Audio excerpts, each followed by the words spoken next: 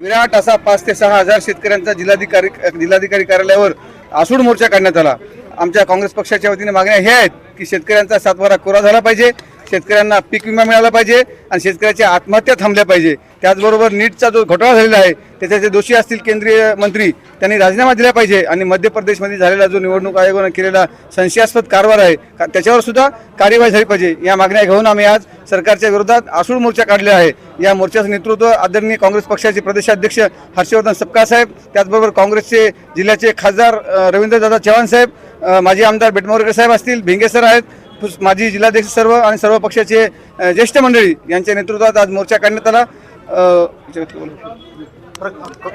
प्रदेशाध्यक्ष हर्षवर्धन सपकाळ यांनी 17 तारखेला एक ट्विट केलं होतं आणि जे गद्दार ऑपरेशन टायगरमध्ये 6 खासदार आहेत ते महाविकास आघाडीचे गद्दार आहेत, कारण ते महाविकास आघाडीतर्फे निवडून आलेले आहेत असं ट्विट केलं होतं। मात्र 18 तारखेला स्थानिक काँग्रेसने सरळ महाविकास आघाडीच्या कृष्णा आष्टीकर यांना मतदान केलं, असं का झालं?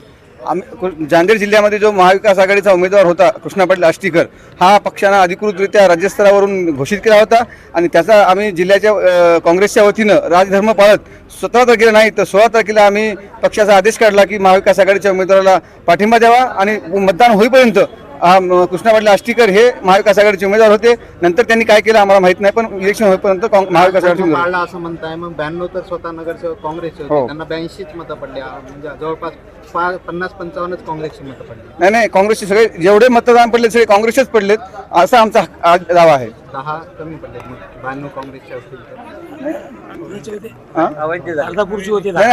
अर्धापूर मध्ये नगर परिषद अशोक चव्हाण सोबत गेलेले एक 10 ते 15 नगरसेवक होते जे आणि अवैध पण झाले, काही 23 नगरसेवक मतदानाचे अवैध झाले।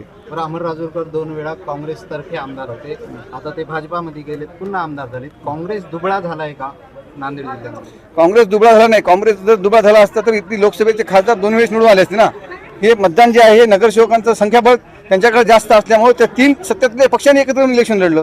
आम्ही तिन्ही विरोधातले पक्ष आहोत आणि पूर्ण त्यांनी संपत्तीचा बाजार मांडला। आता एक 6 खासदारांचा विषय असेल किंवा नगरसेवकांना गोव्याच्या टूर बघितले असेल ना, गोव्याला जाऊन तिथले नगरसेवक कशी मस्ती करत होते, कसं माच करत होते, कसे नाचत होते, इथल्या मतदारांचा अपमान करत होते ते। काँग्रेस दुबळी झाली नाही, काँग्रेस जर दुबळी झाली असती तर अशोक चव्हाण प्रताप पाटील एकत्र असताना काँग्रेसचा विजय झाला नसता आणि वसंतराव चव्हाण साहेब आणि रवींद्र चव्हाण साहेब निवडून आले नसते।